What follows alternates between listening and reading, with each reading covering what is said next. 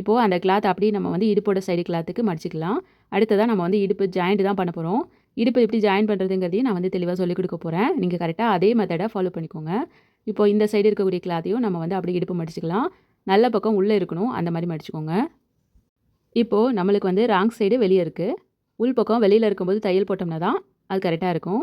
இப்போ 2 side இடுப்போட cloth வந்து கரெக்டாக இருக்காங்கிறத ஒரு தடவை 2 தடவை செக் பண்ணிக்கோங்க. இப்போ நம்ம வந்து ஒவ்வொரு சைடுக்கும் இடுப்பு எப்படி தைக்கிறதுங்கிறத சொல்கிறேன். நல்ல பக்கம் 2 உள்ளே இருக்குது, நல்லா கவனிச்சுக்கோங்க. அந்த பட்டி கிளாத்தோட அந்த ஓரத்தில் இருக்குல்ல, இடுப்போட ஓரத்தில் கரெக்டாக வந்து ஒரு 1/2 இன்ச்சில் வந்து ஒரு தையல் வந்து நம்ம ரஃபாக போட்டுக்கலாம். இது வந்து அந்த எண்டில் ஒரு தையல் வரணும். அந்த மாதிரி நீங்கள் வந்து போட்டுக்கோங்க. அடுத்து டாட் பிடிக்கிறதுக்கு அது வந்து ஈஸியாக இருக்கும். இப்போ வந்து ஒரு தையல் போட்டுட்டோம் எண்டில். இது வந்து ரஃப்பான தையல் தான், அதாவது சாதாரணமான ஒரு தையல் தான். நீங்களுமே போட்டுக்கோங்க. அதுதான் நேராக இருக்கும் நம்மளுக்கு. அப்போ தான் தைக்கிறதுக்கு ஈஸியாக இருக்கும். இதே மாதிரி இன்னொரு சைடை திருப்பி எடுத்துக்கோங்க. இதோட ஓரத்துலேயே நம்ம வந்து தையல் போட்டுக்கலாம். கரெக்டாக அந்த ஸ்லீவ் கிட்டியில் நீங்கள் கொஞ்சம் செக் பண்ணிவிட்டு நேராக இருக்க மாதிரி வச்சு தைச்சிருங்க. லாஸ்ட் எண்டு உங்களுக்கு நேராக வருதாங்கிறதையும் பார்த்துட்டு தைச்சிருங்க. இப்போ நம்ம வந்து 2 சைடுக்கும் ஓரத்தில் ஒரு தையல் போட்டிருக்கோம், அவ்வளோதான். இதே தான் நீங்களும் ஃபாலோ பண்ணணும். ஃபாலோ பண்ணிக்கோங்க. அடுத்ததாக இப்போ 2 இடுப்பையும் சேர்த்து எடுத்து வச்சுக்கலாம். இதில் வந்து உங்களுக்கு ஏதாவது முன்ன பின்ன இருக்காங்கிறதையும் பார்த்துக்கோங்க. எதுவுமே இல்லை. இப்போ நம்ம 2 சைடு ஸ்லீவையும் சேர்த்து எடுத்து வச்சுக்கலாம். இப்போ பார்த்தீங்கன்னா அந்த ஸ்லீவோட சுற்றளவை நம்ம மார்க் பண்ணணும். 4 கையும், அதாவது 4 துணியும் சேர்த்து எடுத்து வச்சுக்கோங்க. கரெக்டாக நேராக இருக்காங்கிறத பார்த்துக்கோங்க. உங்களோட அளவு ஜாக்கெட்டோட கையை வந்து இதில் மார்க் பண்ணுங்கள். நான் வந்து டேப்பில் மார்க் பண்ணிக்கிறேன். எனக்கு வந்து கரெக்டாக 5 இன்ச்சு வந்திருக்கு சுற்றளவு. அந்த 5 இன்ச்சை மார்க் பண்ணும்போது 4 கிளாத்துலேயும் அந்த மார்க் விழுகணும். அந்த மாதிரி போட்டுக்கோங்க. இப்போது அடுத்ததாக நம்ம என்ன பண்ணணும் அப்படிங்கிறத நான் வந்து சொல்கிறேன். இப்போ அந்த கிளாத் 2யுமே சேர்த்து எடுத்து வச்சுருக்கோமா, இடுப்பு எல்லாமே ஒரே நேராக இருக்கான்றதை பாருங்கள். இப்போது இந்த மார்க் வந்து இந்த இடத்துல இருக்குது. இந்த இடத்துல நீங்கள் என்ன பண்ணுறீங்கன்னா டேப் எடுத்து நேராக வைங்க. பார்த்தீங்களா, இந்த மாதிரி இடுப்பு வரைக்கும் நேராக வைங்க. கரெக்டாக வந்து நேராக வைக்கணும், ஓகேங்களா? இப்போ இந்த இடத்த நீங்கள் என்ன பண்ணுறீங்கன்னா ஒரு மார்க் பண்ணிக்கோங்க. கரெக்டாக அந்த கோட்டுக்கு நேராக வர மாதிரி, ஓகேங்களா? இதுதான் நம்ம தையல் வரக்கூடிய இடம். அதே மாதிரி ஆம்கோலோட பாயிண்ட் கிட்ட கரெக்டாக மார்க் பண்ணிக்கிங்களாங்கிறத பாருங்கள். இப்போ அதே அடிப்பக்கம் ஒரு மார்க் பண்ணிக்கலாம். இப்போ உங்களுக்கு புரிஞ்சிருக்கும்னு நினைக்கிறேன். இந்த நேரம் தையல் போட்டிங்கன்னா உங்களுக்கு வந்து சரியாக வந்துடும். அப்படியே நீங்கள் மடித்து விட்டுட்டு தையல் போட்டுக்கோங்க, அந்த மார்க் பண்ணிக்கோங்க. இப்போ எல்லா மார்க்கும் நம்மளுக்கு 4 பக்கமே இருக்குது. கையில் வந்து கொஞ்சம் எக்ஸ்ட்ரா துணி இருக்கு இல்லையா, அதை வந்து லைட்டாக கட் பண்ணி விட்டுக்கலாம். கிராஸாக இருந்துச்சுன்னா லைட்டாக கட் பண்ணி விட்டுக்கோங்க, நேராக வந்துடும் தையல். இப்போது இந்த கோட்டுக்கு மேலே நம்ம வந்து தையல் போடணும். ஆனால் என்ன பண்ணணும்னா கோட்டுக்கு மேலே போடாமல் கோட்டுக்கு பக்கத்தில் ஒரு தையல் போட்டுக்கலாம். சரிங்களா? இந்த கோட்டுக்கு மேலேயே தையல் போடும்போது நம்மளுக்கு வந்து சரியாக வருதான்றது தெரியாது இல்லையா? 1/4 இன்ச்சுக்கு முன்னாடி லைட்டாக கொஞ்சம் உள்ள தையல் வந்து போட்டுக்கோங்க.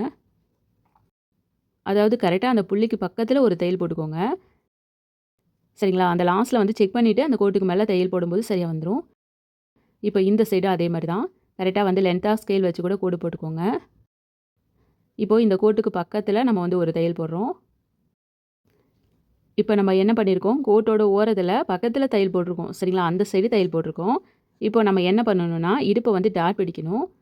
அந்த டாட் எப்படி பிடிக்கிறதுங்கிறதையும் நான் சொல்லிடுறேன்.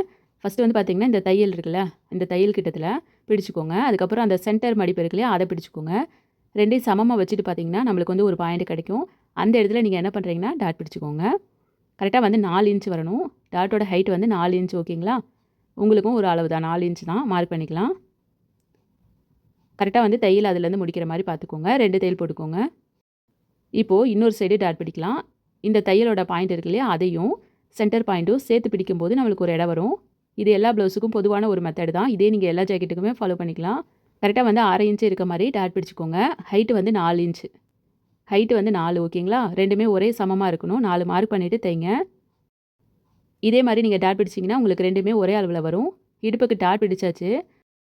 இப்போ நம்ம அந்த இடுப்போட சுத்தளவு எவ்வளோ இருக்குன்றதை பார்த்துடலாம். வி பக்கம் எடுத்துக்கோங்க. வியை வந்து சேர்க்கக்கூடாது. வியை வந்து உள்ளே மடித்து விட்டுருங்க. வியிலேருந்து வெளியில் எவ்வளோ இருக்கோ அதை டேப்பில் வந்து அளவு எடுத்துக்கோங்க.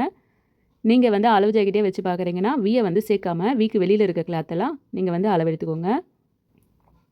கொஞ்சம் கொஞ்சமாக டேப்பை பிடிச்சு பாருங்கள். மொத்தமாக வந்து எனக்கு 37 வருது. என்னோட மெஷர்மெண்ட் வந்து எவ்வளோ வரணும் அப்படின்னா 35 வரணும். எனக்கு 2 இன்ச்சு கூட இருக்குது. இப்போ நான் வந்து அந்த கோட்டுக்கு மேலே தையல் போட்டேன்னா எனக்கு சரியாக வந்துடும். உங்களுக்கு எவ்வளோ துணி அதிகமாக இருக்குங்கிறத செக் பண்ணிக்கணும். இப்போ வந்து நான் அந்த கோட்டுக்கு மேலே ஒரு தையல் போட்டுக்கிறேன். நான் வந்து அந்த கோட்டுக்கு மேலே தைக்கல, இப்போ தான் தைக்க போகிறேன். இப்போ அந்த கோட்டுக்கு மேலே லைனாக தையல் போட்டுக்கலாம். கையோட அந்த அளவுக்கு ஏற்ற மாதிரி தையல் முடிக்கிற மாதிரி பார்த்துக்கோங்க. அடுத்ததாக இந்த 2த்துக்கு நடுவில் துணி நிறையா இருக்கு இல்லையா, அதில் வந்து ஒரு தையல் போட்டுக்கலாம். இப்போ எனக்கு வந்து 3 தையல் வந்திருக்கு. நான் உங்களுக்கு காமிக்கிறேன் பாருங்கள். மொத்தம் 3 தையல் போட்டுட்டோம். இது வந்து எனக்கு எல்லாமே கரெக்டாக இருக்குது. மொத்தமாக வந்து எனக்கு 3 தையல் இருக்குது. லாஸ்ட் எண்டில் ஒரு தையல் இருக்குது. பார்த்தீங்களா, அழகாக வந்து லைனாக போட்டுக்கிட்டோம். இந்த மாதிரி நீங்கள் வந்து தைக்கும்போது உங்களுக்கு வந்து அழகாக இருக்கும். அதே மாதிரி அவங்க பிரித்து விடும்போது லைனாக பிரிச்சுப்பாங்க. இப்போ எக்ஸ்ட்ரா இருக்கக்கூடிய அந்த கொஞ்சம் இருக்குல்ல, அந்த கிளாத்தை வெட்டி விட்டுடலாம். இதே மாதிரி நீங்கள் 2 சைடுக்கு வெட்டி விட்டுருங்க. இப்போது நீங்கள் என்ன பண்ணுறீங்கன்னா, இடுப்போட சுற்றளவை செக் பண்ணிக்கோங்க. அதாவது வெயிஸ்ட் சர்க்கம்ஃபரன்ஸை செக் பண்ணிக்கோங்க. எல்லாமே கரெக்டாக இருக்கா அப்படிங்கிறத பாருங்கள். அதே மாதிரி அந்த கட்டு வந்திருக்கும்ல ஆம்கோல் கிட்ட, அது கரெக்டாக தையல் போட்டிருக்கீங்களாங்கிறதையும் பாருங்கள்.